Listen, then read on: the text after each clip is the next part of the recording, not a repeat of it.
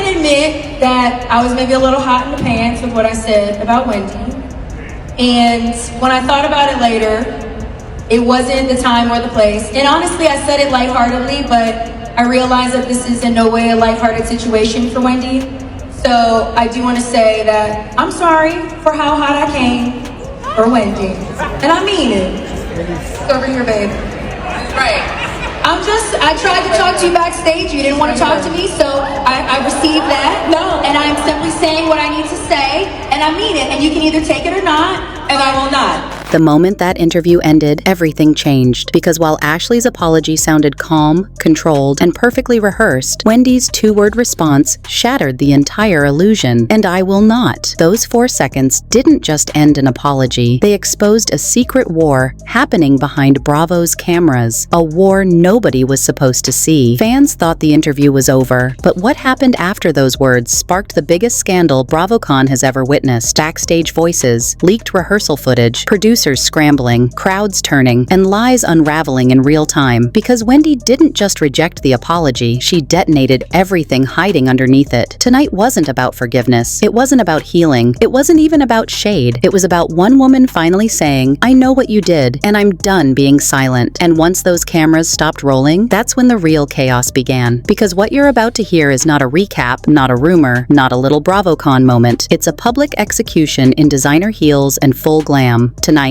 inside a sold-out BravoCon hall, under blinding stage lights and 1,000 iPhones recording every breath, Dr. Wendy Osefo walked into the Lion's Den. Her first public appearance since the mugshot, since the sirens, since the handcuffs, since the word fraud got stapled next to her name like a permanent label. The room felt different the second she appeared from backstage. Conversation died mid-sentence. People literally dropped their drinks. Even the camera crew stopped joking and straightened up because they could feel it too. This wasn't just another panel, this was Judgment Day. Wendy didn't come out in soft colors or fragile energy. She stepped onto that stage in a sharp, structured suit, hair pulled back, face set. Her eyes were tired, yes, but there was something else behind them, the kind of cold anger you only see in someone who has lost sleep, lost peace, and almost lost everything, but refused to lose herself. The cheers started slow, then rose into a roar as fans stood up, screaming her name, chanting, clapping, crying. Somewhere between the applause and the flashing lights, you could almost see her swallow her pain and turn it into armor. And then, there she was, sitting just a few feet away, Ashley Darby. Ashley wasn't shaking, she wasn't hiding. She sat in her chair, legs crossed, hair perfect, that familiar pageant smile plastered across her face. The same smile she wore when she sang Not Catching Felonies into a microphone while Wendy's kids were at home, terrified, watching their mother be bashed online. That smile wasn't joy, it was performance. It said, I know the cameras are on me. I know how to look harmless. I know how to play innocent when I'm covered in shade. The moderator tried to act calm, flipping through note cards with trembling fingers. Everyone knew the question was coming. Social media had been screaming for it. Fans had been tagging Bravo non-stop for days. It wasn't avoidable. Not tonight. Not with the entire fandom, the blogs, the podcasters, the reality TV vultures, all watching in real time. Okay, the moderator finally said, forcing a laugh that didn't reach her eyes. We have to ask, Ashley, after your comments about Wendy's situation, where do you two stand now? The audience leaned forward like one body, 1,000 breaths held at once. Ashley took a tiny dramatic pause, dropped her gaze, and exhaled like she had rehearsed it in a mirror. This was her moment, her redemption arc, her big, I'm a better person now scene. She picked up the mic slowly and softened her voice, like she was auditioning for sympathy. Wendy, she said, looking across the stage, I want to say, I am sorry. I was a little hot in the pants. I made a joke when I shouldn't have. It wasn't the time, and it wasn't fair to you. I said it playfully, but I realize now this is not a lighthearted situation for you or your family, so I apologize. Some people clapped, some booed, some just watched Wendy, waiting. For half a second, it looked like Wendy might nod, say thank you, and let Bravo spin this into a cute clip about forgiveness and healing. For half a second, it looked like the network would get away with painting Ashley as a misunderstood angel who simply chose the wrong words. But that version of Wendy died the night she was arrested. She lifted her mic. Her hand didn't shake. No, she said calmly. I'm not accepting that. The room cracked open. Her voice wasn't loud. It didn't need to be. The mic carried every syllable straight into every ear, every phone, every live stream. The moderator's jaw tensed. Ashley's smile shattered like glass. She blinked fast, as if she'd just been slapped on national TV, because she had. This is is fake," Wendy continued, her tone turning sharper with each word. "This is not an apology. This is damage control. You didn't come to my house. You didn't call my phone. You didn't meet me face to face as a woman, as a mother, as a human being. You waited until we were in front of cameras, in front of fans, in front of this network to suddenly find your conscience." The crowd erupted. Someone screamed, "Say it, Wendy!" Another voice shouted, "Drag her!" Ashley tried to keep her composure, but her eyes betrayed her. That soft sweetness slid off like cheap makeup in the rain. The nervous tongue flick, the quick look toward the producers backstage, the desperate micro-smile, it all told the truth. She hadn't expected resistance. She thought Wendy would fold, would play along, would perform for the cameras to keep it cute. Wendy wasn't playing anymore. "When you made that joke," Wendy said, leaning forward, "my children were at home, asking if their mother was a criminal. My husband was answering calls from family, from colleagues, from people who have known me my entire life, questioning whether I was a fraud. My classroom, my students, my projects, everything I've worked for was under attack. And what were you doing, Ashley?" She paused, eyes locked on her. "You were laughing. You were singing. You were turning my pain into your punchline." Silence swallowed the room. Even the loudest hecklers went quiet. Somewhere near the front row, a woman covered her mouth with her hands, eyes flooding. A man in the back shook his head in disbelief. Phones zoomed in on Ashley's face, capturing every twitch, every forced blink, every fake attempt at staying calm. Ashley finally spoke, trying to drag her voice back to sweet again. "Wendy, I tried to talk to you backstage. You didn't want to talk to me. I'm saying this here because I mean it, whether you accept it or not." Wendy didn't flinch. "You tried to talk to Wendy the TV personality," she replied, "not Wendy the human being. You didn't come without cameras. You didn't come without an audience. You came when you knew there were eyes on you. That's not remorse. That's protection. Your brand, your image, your storyline." A murmur rolled over the seats. People knew she wasn't lying. The industry is built on everything looking real, while almost nothing actually is. And then it happened. The twist nobody expected. From the middle section, a fan stood up, phone raised, voice shaking, but loud enough to cut through the tension. "Tell the truth," they yelled. "Ashley was paid to clown Wendy. Bravo wanted the joke." Chaos. Security rushed toward the voice. Audience members whipped their heads around. The moderator's face went pale, like she'd just watched her job fall into a shredder on live stream. Ashley turned toward the crowd, eyes wide. "That's not true," she snapped, dropping the soft tone completely. "Nobody paid me to." Wendy cut her off powerfully. "Really?" she said. "So the arrest leaks just happened to drop at the perfect time? The joke just happens to be ready the same weekend producers are begging for viral moments? My mugshot is all over social media before my lawyer can even call me, and you're telling me you're just a bystander, Ashley?" Her words hit like bullets. She shifted her focus for 1 second, looking directly at the section of the hall where producers usually stand. Headsets, clipboards, nervous eyes. "I know how this works," Wendy said. "You needed a villain. You needed a storyline. You needed a black woman in handcuffs to keep the ratings alive. So you fed information. You let jokes fly. You turned my life into a circus." A chill moved through the room. Nobody clapped. Nobody booed. They just stared. Jazelle, who had been quiet until that moment, leaned in and gently placed a hand on Wendy's arm. Her voice came out steady, but even she looked shaken. "Viewers don't know half of what happens," Jazelle admitted. "They see the finished product. They don't see the setups, the whispers, the suggestions from behind the scenes." You could almost hear Bravo's lawyers screaming from somewhere off camera. The hashtags were already forming in real time. Hashed Wendy vs Ashley, BravoCon setup, apology, rejected, protect Wendy. Near the edge of the stage, in the front row, a young woman suddenly stood, tears streaking down her face. She held up a handmade sign with Wendy's picture on it and shouted, voice cracking, "Dr. Osefo, I was your student. You told me to never let anyone use my pain for entertainment. We believe you." Wendy's eyes glistened. Her armor slipped for half a breath. She looked at the girl, then back at the crowd, then at the cameras capturing every second. The anger was still there, but now it had a partner, heartbreak. "You want to apologize, Ashley?" she said, voice softer but more dangerous. "Apologize to my children. Apologize to my students. Apologize to every black woman who watched that clip of you laughing while I was being dragged through the mud and thought, so this is what happens when we fall? They laugh." Ashley opened her mouth, but nothing came out. She didn't have a script for this part. Wendy straightened in her chair, lifted the mic one last time, and delivered the line that ripped the soul out of the entire room. "If anything happens to me or my family from this point on, if any mysterious edit, any accidental leak, any surprise footage suddenly appears, let the world remember I said this here, tonight. Let them remember who had the power, who pulled the strings, and who sat silent when my name was burning." The hall went dead quiet. No one dared to breathe too loud. In that frozen second, before the moderator awkwardly moved on, before Bravo's PR machine started spinning, before bloggers ran began to upload their clips, one thing became painfully clear. This wasn't reality TV anymore. This was war. The silence inside that BravoCon hall didn't fade. It deepened. It thickened. It wrapped around the stage like smoke from a fire that nobody knew how to put out. Because after Wendy dropped her final warning, the room wasn't watching a panel anymore.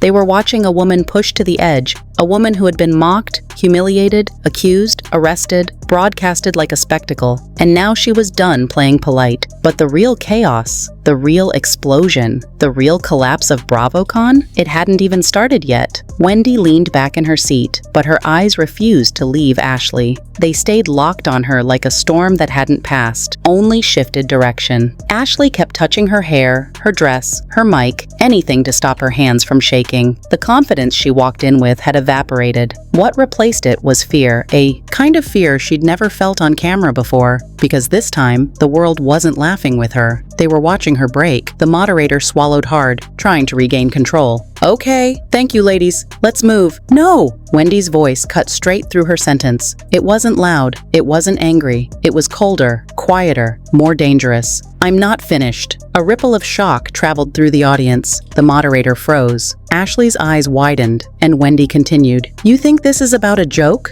She said. This is about betrayal. This is about the moment I realize there are women on this stage who will sell their soul for a storyline. Women who will laugh at someone else's downfall because they think it keeps them safe. Women who pretend to be mothers, pretend to be friends, pretend to be human, but turn into monsters when the cameras turn on. Gasps echoed. A few fans cheered. Many just stared in disbelief. Ashley tried to interrupt. She shook her head, leaned forward, and forced her voice not to crack. Wendy, you're twisting this. Do not, Wendy snapped. Speak over me. Ashley went silent instantly. The crowd roared. Let me tell you where you twisted it, Wendy continued. While I was sitting in a holding cell with a metal bench, waiting for a lawyer, praying my kids weren't watching the news, you were backstage practicing your punchlines, practicing them, rehearsing them, perfecting your moment. Ashley's mouth fell open. This was not in her script. And now, Wendy said, you want tears? You want forgiveness? You want applause? For what? Surviving the backlash you created? Behind the stage, some of the producers were whispering into their headsets. Others were trying to make frantic hand gestures to the moderator, signaling her to end the topic, kill the segment, wrap it up. But nobody could stop what was happening because the hall belonged to Wendy now. Ashley inhaled deeply, gathering whatever strength she had left. Wendy, I swear, the joke wasn't meant to— Don't lie, Wendy said flatly. Not shouted, not yelled, just stated like a fact. You laughed, Wendy said. You performed. You mocked a black woman's pain, a mother's suffering, a family's collapse. You knew what you were doing. Ashley's voice trembled. I didn't know it would hurt you that deeply. That is exactly the problem,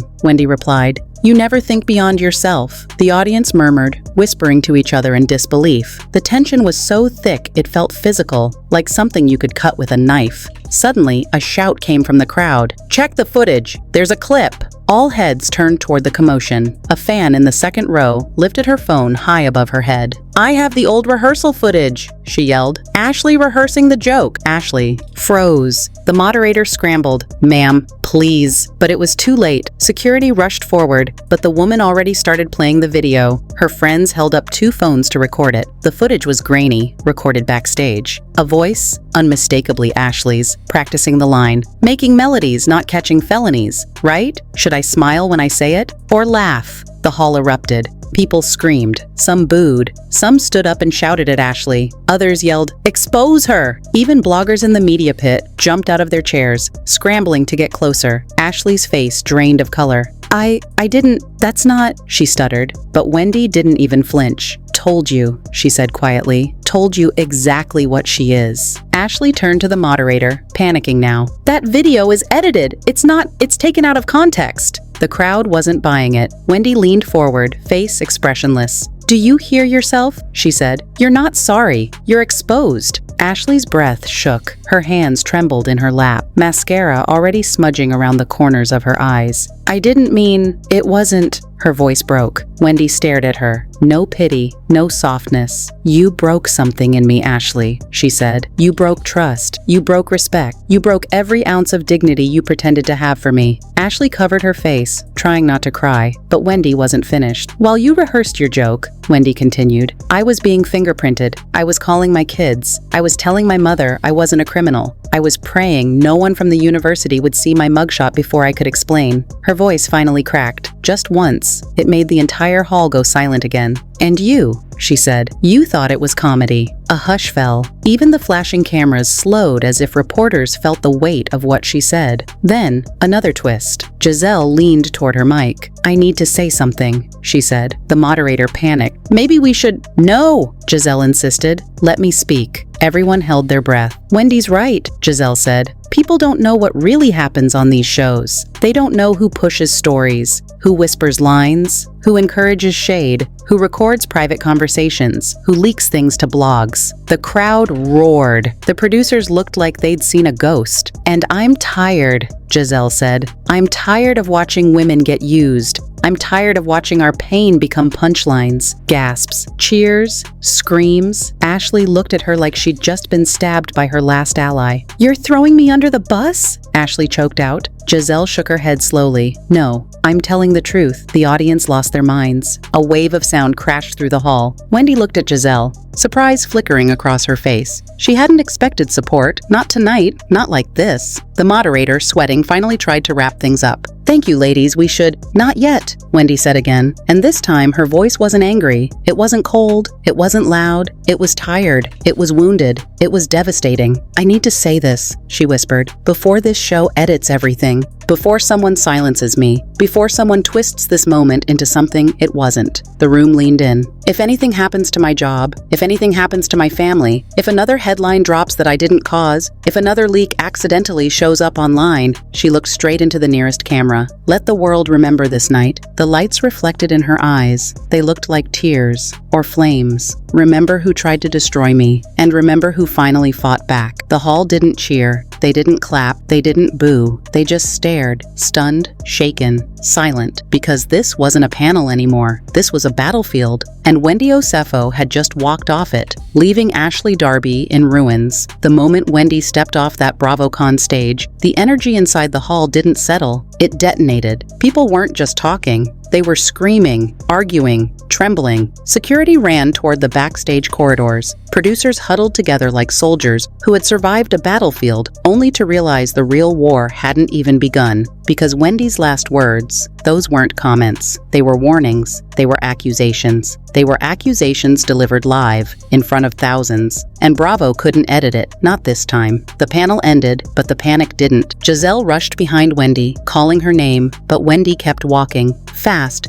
fierce, unstoppable, like a woman who wasn't done fighting. Her heels hit the hallway floor with a rhythm that sounded like a countdown. Ashley was escorted off the other side of the stage by two handlers. She wasn't crying anymore. She was shaking. Her mascara ran down her cheeks in streaks, her face twisted with humiliation and fear. For the first time in her entire reality TV career, the crowd wasn't laughing with her. They were laughing at her. Phones were out everywhere. Fans following her, security yelling, bloggers recording every second. Ashley, did you lie about the joke? Ashley, were you paid to shade Wendy? Ashley, do you want to apologize again? Ashley covered her ears as cameras flashed inches from her face. Then someone shouted the line that would haunt her forever. You destroyed your own career tonight. Ashley froze, like the words pierced straight through her. Her handler pulled her forward, but she stumbled, nearly falling. Paparazzi recorded it. Fans gasped. Someone screamed, OMG, she fainted! But she didn't. She just lost her balance. The balance she spent years pretending she had. And somewhere down that hall, just out of sight,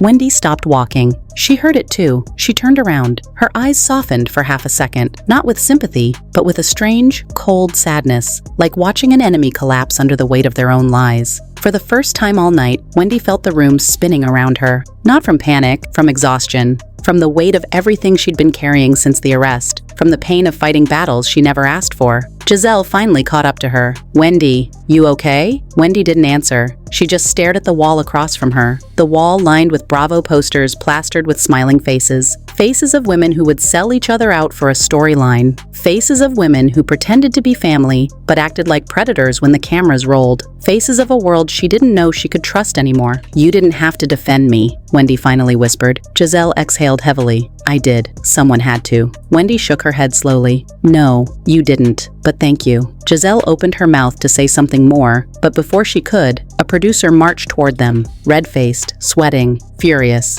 "Wendy, we need to talk. You can't make accusations like that on stage. You can't." She lifted her hand sharply. "No, you don't tell me what I can or cannot say," she replied, her voice steady. "Not anymore." "That clip is already circulating," the producer hissed. "Blogs are running with it. Hashtags are exploding. You put the network in danger." Wendy stepped closer, her face inches from his. "You put my family in danger," she said. "You leaked stories, pushed lies, manipulated scenes, and now you want to lecture me about danger?" The producer's mouth opened, but nothing came out. Wendy didn't wait for him to recover. "Get out of my way," she said, brushing past him. The hall buzzed like a wasp nest. Security rushed from one end to the other. Fans cried. Reporters typed furiously, breaking news alerts firing across social media every few seconds. Hashtag Wendy v. Ashley, Mac apology. Rejected. Hashtag BravoCon. Chaos. Who set up Wendy? Justice. For Osefo. All of it was trending simultaneously. And then, as if the night hadn't spiraled enough, something happened that turned the entire event inside out. As Wendy reached the backstage exit, a woman, maybe mid-40s, shaking, crying,